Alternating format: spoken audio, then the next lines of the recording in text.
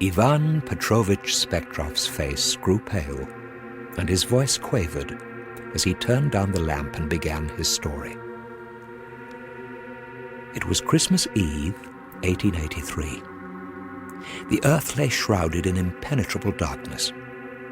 I was returning home from the house of a friend who has since died, where we had all been sitting up late attending a séance.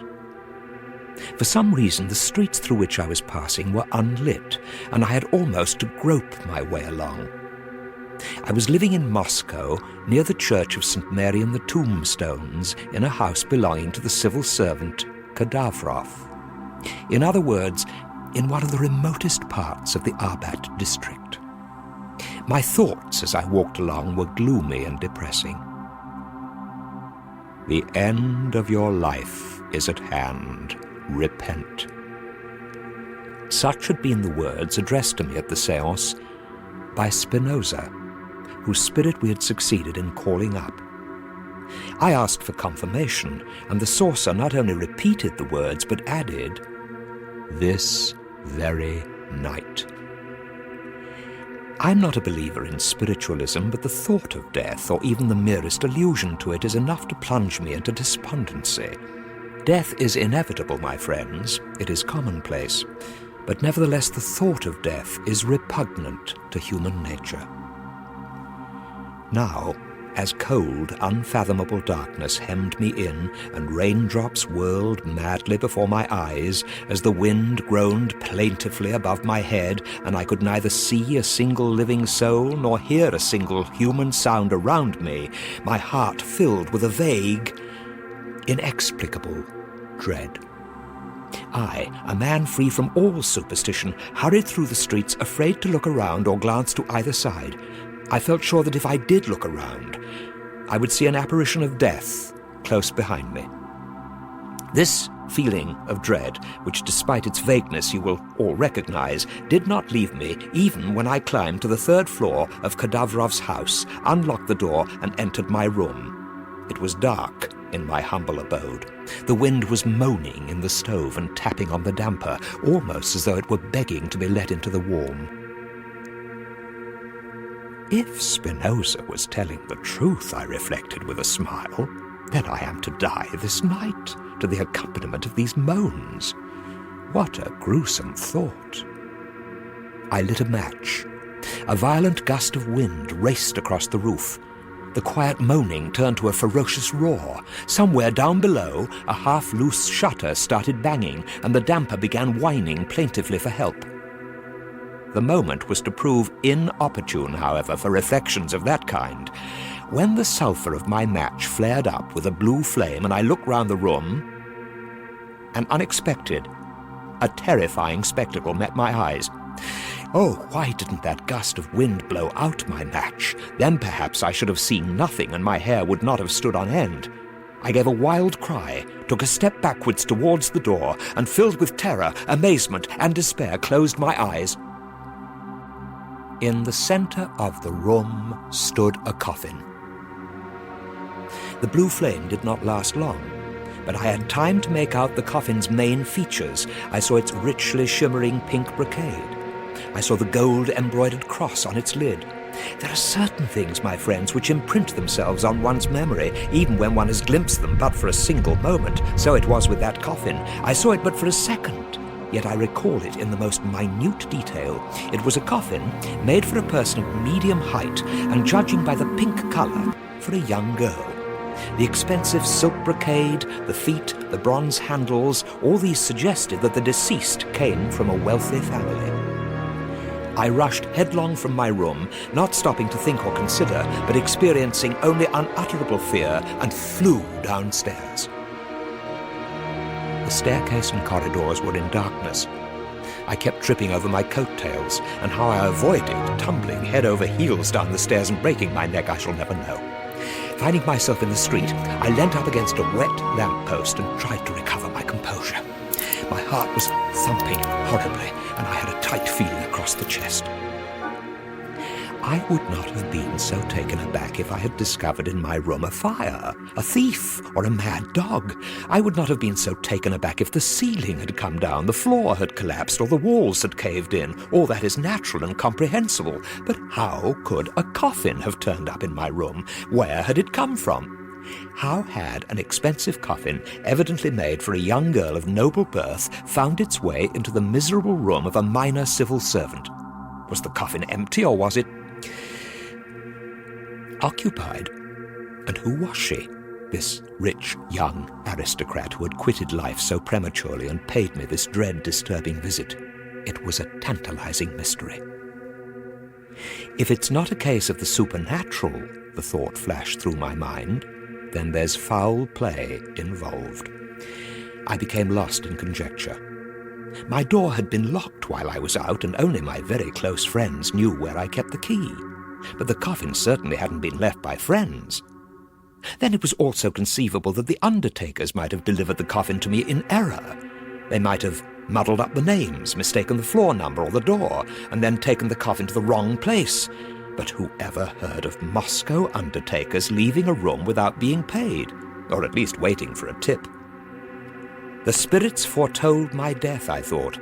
Perhaps they've already set about providing me with a coffin, too. I'm not a believer in spiritualism, my friends, nor was I then. But such a coincidence is enough to plunge even a philosopher into a mood of mysticism.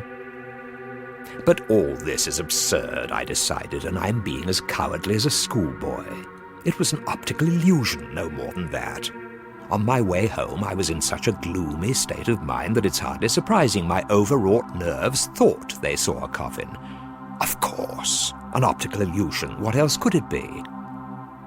The rain was lashing my face, and the wind kept tugging angrily at my hat and coat-tails. I was wet through and chilled to the bone. I would have to find shelter, but where? To go back home would mean running the risk of seeing the coffin again, and that was a spectacle beyond my powers of endurance. Not seeing a single living soul, or hearing a single human sound around me, left alone in the company of a coffin, which perhaps contained a dead body, I might easily lose my reason. But to remain on the street in the cold and pouring rain was equally impossible. I decided to go and spend the night with my friend Lugubrovich, who, as you know, was later to shoot himself. He lived in a block of furnished rooms belonging to the merchant Skeletov, the ones on the corner of Dead Man's Passage. I did not find my friend at home. After knocking on his door and deciding he must be out, I felt for his key on the lintel, unlocked the door and went in. I flung my wet coat on the floor and, feeling my way to the sofa, sat down to recuperate. It was very dark. The wind droned mournfully in the ventilator. Behind the stove, a cricket chirped over and over again its monotonous song. The Kremlin bells had begun to ring for Christmas morning communion. Hastily, I struck a match. But its light did not dispel my gloomy mood. On the contrary, a dreadful, unutterable terror seized me again. I cried out, staggered backwards, and rushed blindly from the apartment. In my friend's room, I had seen the same as in my own. A coffin. My friend's coffin was almost twice as large as mine, and its sub-fusk upholstery gave it a peculiarly gloomy appearance. How had it got there? That it was an optical illusion now seemed quite certain. There couldn't be a coffin in every room. I was obviously suffering from a nervous disorder, from hallucinations. Wherever I now went, I would see before me the dreadful dwelling place of death. In other words, I was going mad. I was suffering from a kind of coffinomania, and the cause of my derangement was not hard to find. I had only to recall the spiritualist séance and the words of Spinoza. I'm going mad, I thought to myself with terror clutching my head. Oh my God, what am I to do? My head was splitting and my knees shaking. The rain was pouring down in buckets. The wind was piercing right through me, and I had neither coat nor hat. To go back to the apartment for them was impossible, beyond my powers of endurance. Fear gripped me firmly in her cold embrace. My hair was standing on end, and cold perspiration streamed down my face, even though I believed that the coffin was an hallucination. What was I to do? I was going mad and in danger of catching a violent cold. Fortunately, I remembered that not far from Dead Man's Passage lived my good friend Krypton, a recently qualified doctor who had also been at the séance with me that night. I hurried round to his place.